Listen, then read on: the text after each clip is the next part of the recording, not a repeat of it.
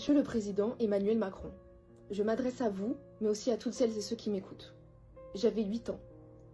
À cet âge-là, on devrait parler de poupées, de cartables, de rêves. Moi, à 8 ans, j'ai appris ce que c'était la peur. Pendant 6 longues années, j'ai été agressée sexuellement.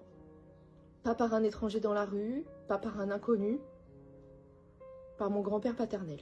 Celui qui aurait dû être un refuge, un repère, est devenu mon pire cauchemar. Chaque repas de famille, chaque anniversaire, chaque regard, je portais un masque pour survivre. Mais à l'intérieur, je hurlais. À 14 ans, j'ai eu le courage de parler. Je l'ai dit à mon père.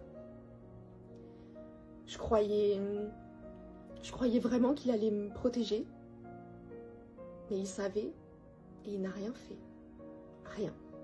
Vous savez ce que ça fait, Monsieur le Président, quand l'homme censé être votre père choisit le silence? C'est une deuxième agression. La première, c'est quand on vous vole votre enfance. La deuxième, c'est quand on vous abandonne alors que vous tendez la main. J'ai grandi avec ça. Avec l'idée que ma douleur ne comptait pas. Mais un jour, quelques années plus tard, j'ai trouvé encore une fois le courage. Je suis allée porter plainte. J'ai tout raconté.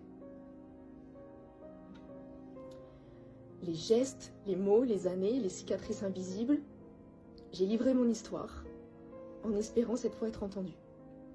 Et puis le 7 août 2025, j'ai reçu un mail. 3 mots, classés sans suite. Ces mots, ce n'est pas seulement la fermeture d'un dossier, c'est l'effacement de mon histoire. C'est comme si on me disait, ton enfance volée n'existe pas, ton agresseur est libre, et toi, débrouille-toi avec ta douleur. Pendant que lui vit sa vie, tranquillement, moi je me bats chaque jour pour recoller les morceaux de la mienne. Mais les cicatrices, elles, ne disparaissent pas et ne disparaîtront jamais. Monsieur le Président, je vous le demande. Combien d'enfants vivent ça aujourd'hui en France? Combien de prédateurs sont encore là, impunis, parce que nos lois sont faibles, parce que nos procédures sont lentes, parce que la parole des victimes est encore mise en doute?